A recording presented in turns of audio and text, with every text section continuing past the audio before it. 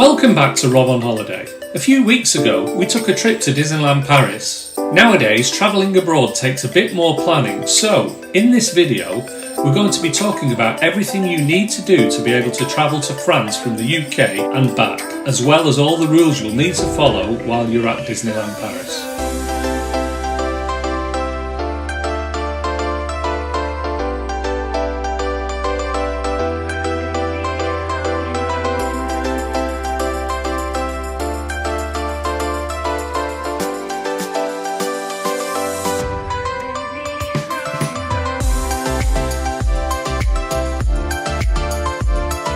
We're here waiting to board our flight for Paris, but what do you need to get into France in the pandemic?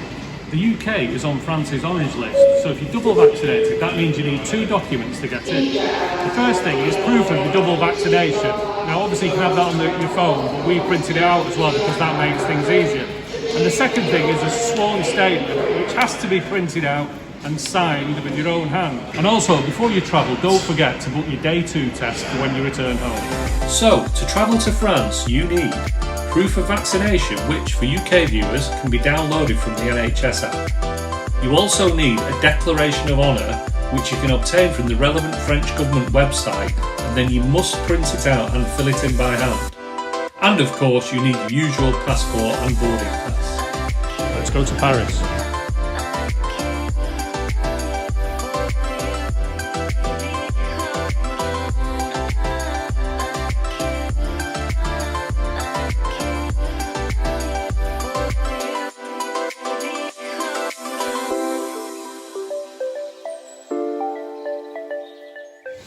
But now we're at Disneyland Paris, there are a few COVID measures and guidelines we still have to follow.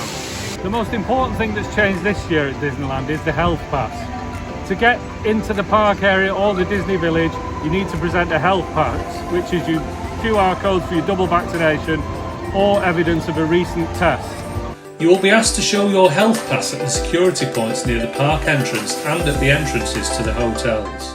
So one other COVID measure, when you go into your hotel, you have to have a band that they recognise that you've been double vaccinated. Mine's not on, so we'll use this one.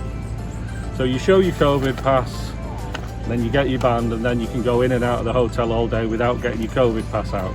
But you always need your COVID pass when going through security into the park. You have to wear your masks indoors and outdoors in the parks, and obviously indoors in the hotels as well.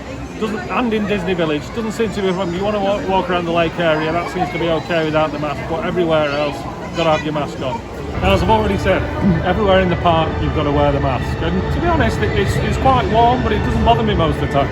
The one time I've noticed it being a problem is a couple of the 3D rides, like Star Wars and Ratatouille. You put your 3D glasses on and they do steam up a bit, but in terms of wearing it generally, no problem.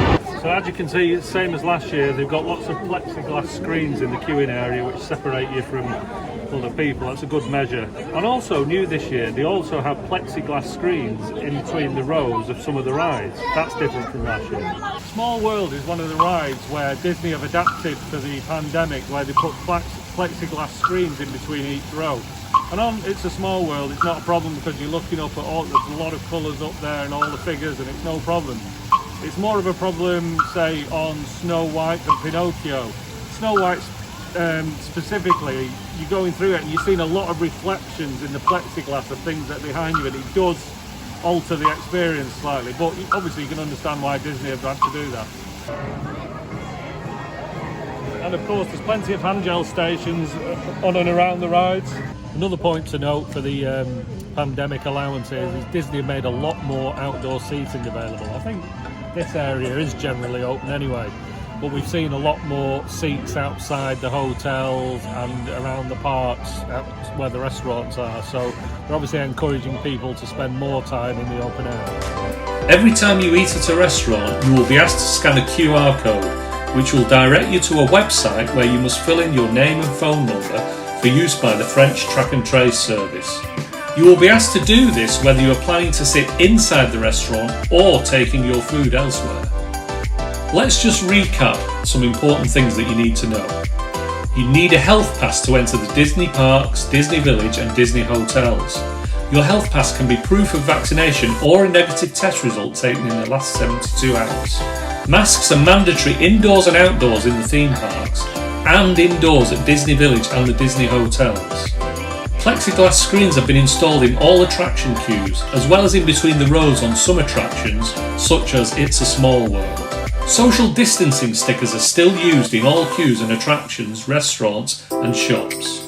Hand gel is readily available throughout the resort, particularly at the entrance and in exit to attractions, restaurants and shops. A lot more outdoor seating is available to encourage outdoor dining. And whenever you visit one of the restaurants, you must scan a QR code and fill in your name and phone number for use by the French Track and Trace service.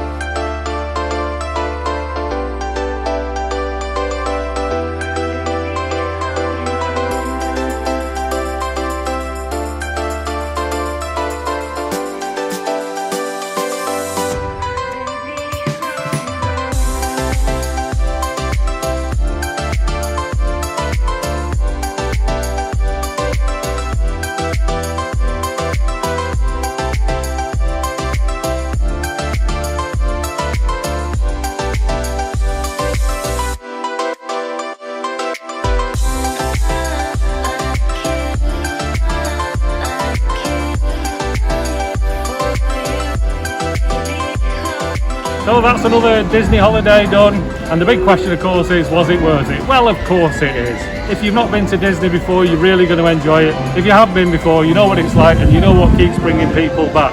They're always changing little bits and pieces, and yes, it's been difficult with the pandemic, and yes, it's different because you're wearing the masks, but overall, if you come, you will still have a really enjoyable experience.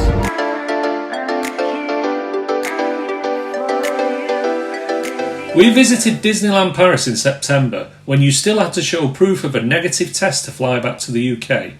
As of the 4th of October, this is no longer the case.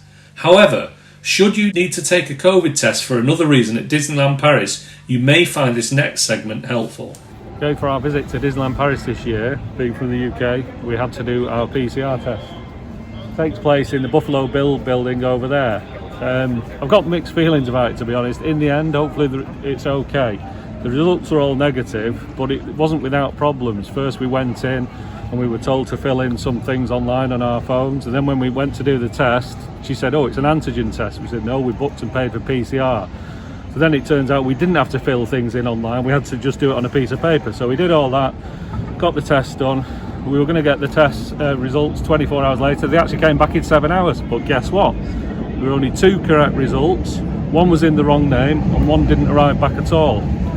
Now what I would say is the company that organised it, Loxamed, were very good. We went back to Buffalo Bills the next morning and they managed to sort out the 2 tests that hadn't worked properly, and we've now got 4 negative test certificates to travel home. So bit mixed bag really, but hopefully you're not going to need it after October the 4th. Okay, so once you get back from Disneyland Paris, there's still one more thing to do. You must take your day 2 PCR test. There are lots of companies that you can order these tests from before you go. But say when you get back, she'll be waiting for you there. Take the test and post it off or do whatever you have to do. There are different instructions depending on who you buy the test from. But the rules could change in the next few weeks. It may be that you only have to take a lateral flow test. But obviously keep your eye on the rules, the government websites that will keep you informed of all the latest developments. So, was it worth going? Because after all, at the moment, holidays are not quite normal. There's a lot of things you've got to think about before you go.